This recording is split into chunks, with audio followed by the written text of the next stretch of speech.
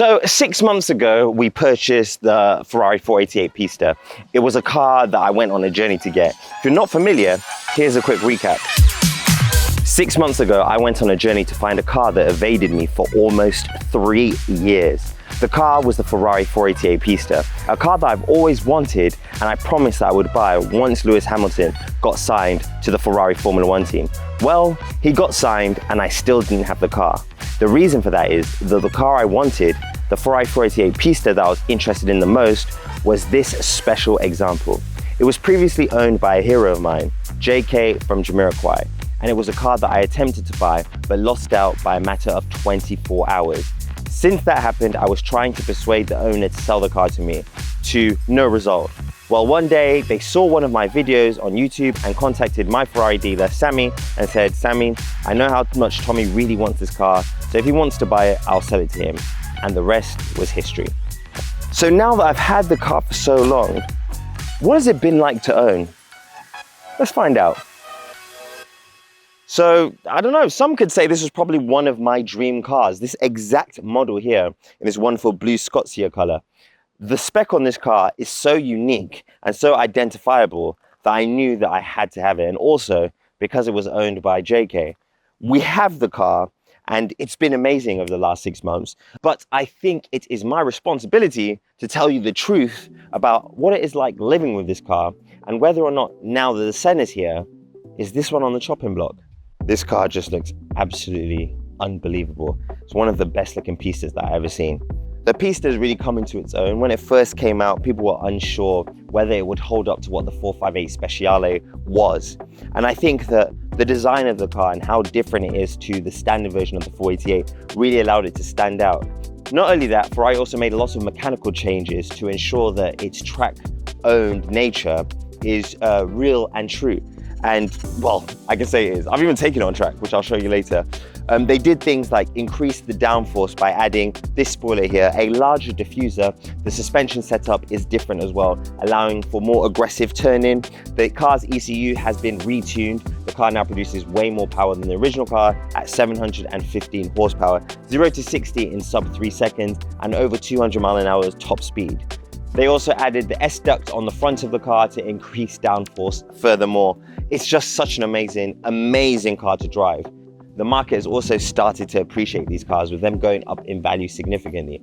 When I picked this car up, we paid, I think it was about £350,000 for it. On today's market, this car, well, someone has tried to buy it from me at £450,000. So in 6 months, it's gone up like 100K. Which is absolutely incredible, especially for a car that I can drive and it's not as mileage sensitive as some may think. This car currently has about 6,000 miles on it, and I can continue adding more miles because the Pista market is so unbelievably strong. And also, a Pista in this spec with this heritage, I feel, will probably gather more of a premium. Now, do I take the profit and run, or do I hold on to it? Let's find out. Okay, so one thing about the Pista that's incredible is the fact that it's very usable. Right now, we're just cruising along on regular roads at regular speeds, and the car still feels like a normal car until you decide to drive fast. The car can be put into bumpy road mode, which is a godsend. That was actually developed by Michael Schumacher, I believe. He said, why do the cars have to be uncomfortable all the time? So Ferrari developed a mode which you press a button on the steering wheel and it slackens off the suspension system, meaning that you can glide over bumps with less drama, I would say. And they probably need it because the roads around Maranello aren't the smoothest. Driving the car is an easy experience when you're driving at normal speeds. It's not anything like an Aventador SVJ, which at slow speeds feels brutal to be behind the wheel of. And also, it's better than what you'd expect from a GT3 RS in terms of daily usability. You do have a front trunk, so you can store stuff. There's space behind you. You have your creature comforts like AC. You have a sound system, although not the best sound system. But being inside the car and using it for normal daily tasks is entirely possible. I know it sounds counterintuitive to buy a track car and use it for daily tasks. Obviously, it's not perfect for daily tasks, as you can imagine. It is an Italian car. So there's one cup holder, and it isn't exactly the best. So your drink may get ejected from it. It has no storage space, bar the storage space you see here, which isn't very convenient. It also doesn't come factory with CarPlay or SatNav, so don't get lost. Also, the reverse camera looks like it came from a Game Boy Advance. and it's just Italian. So it does have its quirks. But its quirks are kind of what makes it sick. Also, as you can see, this interior is wonderful. The car comes with harnesses, which many people spec because they think it looks sick. And it does. And in fact, on a track, they hold you in perfectly. But do you know what it's terrible at? Daily driving. I want to drive now and I want to look at my blind spot. I can't. I want to reach over there and get something. I can't. I want to do anything that doesn't involve me looking straight forward and with my hands on the wheel. It's just not happening. So yeah, it's not the best. I mean, those are little things. I have the Ferrari SF90 and it could do all those daily tasks. But do you know one thing that the Ferrari SF90 can't do? This.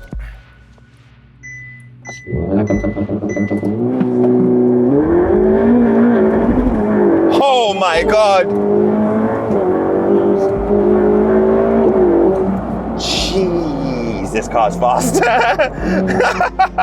SF90 can do that, but just not like a Pista can do that, because the Pista has been owned for track driving. So as you can see, we did a little acceleration and a very standard brake, and my phone, which was in the phone holding section of the interior, decided to be in the passenger footwell. A lot of people always say to me, but Tommy, you never take your track cars on track. Tommy, all you ever do is drive in straight lines on Carwow. Well, I do take my cars on track, and I took this on track. So here's a quick recap. 1, 2, 3, let's get it. Never met another that could do it like I did it. First things first, I secured the bag. I'm so fly and my jet don't lag. I get to the bag every single day. 25-8 on the go on the lay. No delay, I always get my way and I look so good. I be looking like that. 100, 200, 300, yeah. Make a million a year. I'm on the E, on the we, on the year. I be with the winners over here. 100, 200, 300, yeah. Make a million a year. I'm on the E, on the we, on the year. If you want about your bag, better get about it, yeah. Get to the bag. Secure the bag. And just get to the bag. Secure the bag. And just get to the bag. Secure the bag. And just get to the bag. And just get to the bag. And just get to the bag.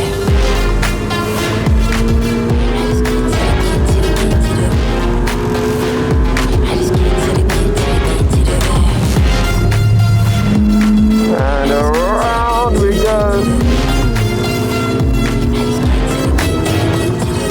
First things first, better secure the bag. I ain't never stepping out if I ain't got the cash. I got rich ass days going out with a bed. Look good while I do it, that was part of the plan. Give my mama her keys, new house with a jet. Got a family to feed, don't expect you understand. Need a reason why I do it, I got right JM. This used to be the hardest corner on the track for me because you really need to come off the throttle, ease it around. And then this one, hard brakes, brake in straight line, brake shine, slow release, turn, nice. Anyway, coming towards the end of the lap now. If this McLaren gets out of the way, I might get a good time. No, they don't. Oh! And that seems to be it. Let's go for a cool down lap and try again. Oh my God. Oh my God, bro. That was magic. The lock-in was real, let me tell you. I wasn't talking. You were locked in. Oh my goodness. So after an amazing day, we ran my original set of tires on the track. They performed well. And then I ran the Trofeo RS tires and they blew me away. The amount of lateral grip that I have in corners, as well as the speed that I can put down to throttle and take off, incredible. It's just, honestly, it's blowing me away. You can see, get that off later. There's some sticker up on my sides. Anyway, amazing tire. I managed to do a 214, which is, I think, a great lap. Considering last year on the 3 RS, I did a 219. With more confidence, a faster car, and this amazing compound, I've managed to knock that time out of the park. Look at all the rubber I picked up in here. Good Lord. Anyway, we're gonna go home now. Fun day, I'm exhausted, and I have things to attend to. This time last year, I took my GT3 RS around the same track like you just saw. It was a good experience. The GT3 RS has more aerodynamic grip and also more mechanical grip as well. That car has truly been tuned and dialed in to work perfectly on a track. But do you know what's weird? I had more fun in the Pista. And that's not because it has more power, or that's not because it's a Ferrari. That's purely because the car wasn't perfect. And that's one thing that Porsche does really well. They make a car perfect, so perfect in fact, you take it on track and you feel invincible. Whereas you take a Pista around the track and you feel like you have to work for the lap times. The car slides, the car wants to step out, the car wants to do things that you wouldn't expect, and that is part of what makes the track driving experience exciting. I mean, if you're purely chasing lap times, yes, a GT3 RS, something that's perfect and repeatable, is probably what you would want. But if you're just out on a track day and you want to have fun, the Pista is excellent. And dare I say, Ferraris are excellent, just because they let you play with the car. The car steps out, it slides, it's entertaining, and it feels like to get your lap times down, you have to really put in the work. And eventually I did. I think the fastest time I did on the day was a sub 2:14. That was without traffic.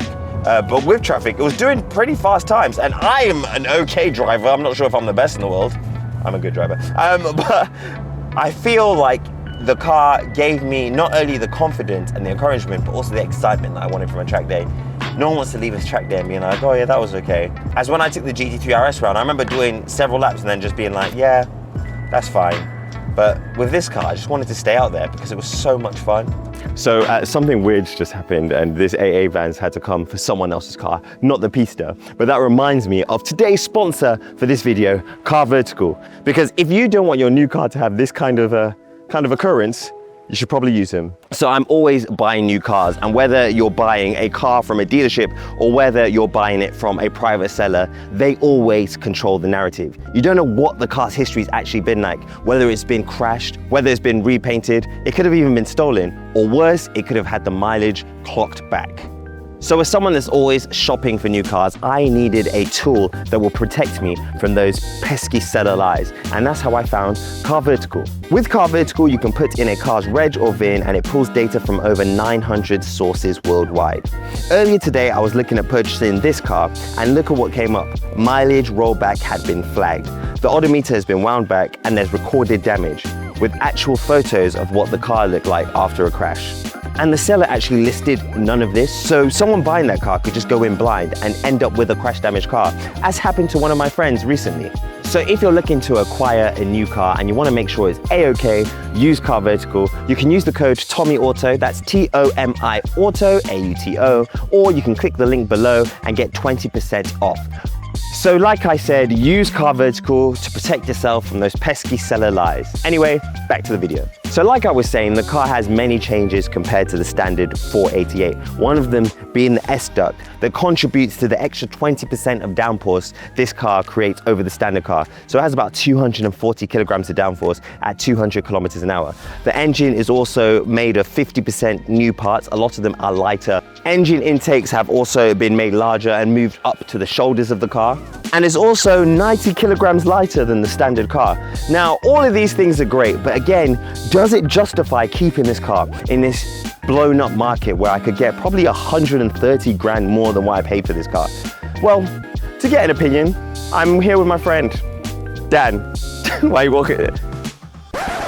Black Batman. Can we get some Batman animations, please? Dan is like me, we're massive car enthusiasts. The market right now on cars is inflated, to be honest. On a lot of cars, we're probably going to see prices come back down. I don't feel like Pista prices are going to come down significantly. However, would you say that with this car that I have, this exact spec, I should cut and run or keep it? I personally think that this would be a keeper. Yeah. First of all, the 488 Pista was a limited car in itself. Yeah. But then you have the specification on this car, the interior, the exterior, the wheels, and all the paint lines and stuff like that. It's just absolutely insane spec-wise. And then obviously the history behind it. You bought the car from. Exactly. So I personally think that it may not appreciate as fast as some of your other vehicles, such as the 918, such as the SVJ, such as the Senna, which I think will definitely want to increase, but it's definitely one to hold. It's not going to depreciate. It's definitely going only one direction. And I think that a part of it for me has been that it was such a sentimental purchase because there was the story behind getting this car and the story behind who owned the car before me and whatnot. So to get rid of it, it'll seem like it'll go against all of those things. So In terms of what's on the chopping block, the Pista absolutely is not. I think the SF90 is more of a car that I'll be willing to part with. And the reason for being able to part with the SF90 is not a limited run car, always buy another. It has gone up in value. Whether or not it will continue to go up, we'll have to wait and see. I feel that one day the SF90 will be a very sought after car. You know how people look at like F12s now and they're like, oh, I really want an F12. Because not many cars you can get 1,000 horsepower for that price. But when it comes to the Pista, I don't think there's anything that can replace this car in terms of what it brings to me. And I think the closest you could probably get to it is 296 Speciale, but at that point, you're in a hybrid and it's a V6. It's not really the same thing. Ferraris are known for their V8 engine, and this exact V8 engine won Engine of the Year several years in a row. So yeah, I think I'll be keeping it. It's just an amazing car. Owning it so far has been a great experience. And every time I look at it, I'm just like, it's definitely my most beautiful car, 100%. 100%. Like, agreed. Just you know what? Can we just get some beauty shots of the Pista, please?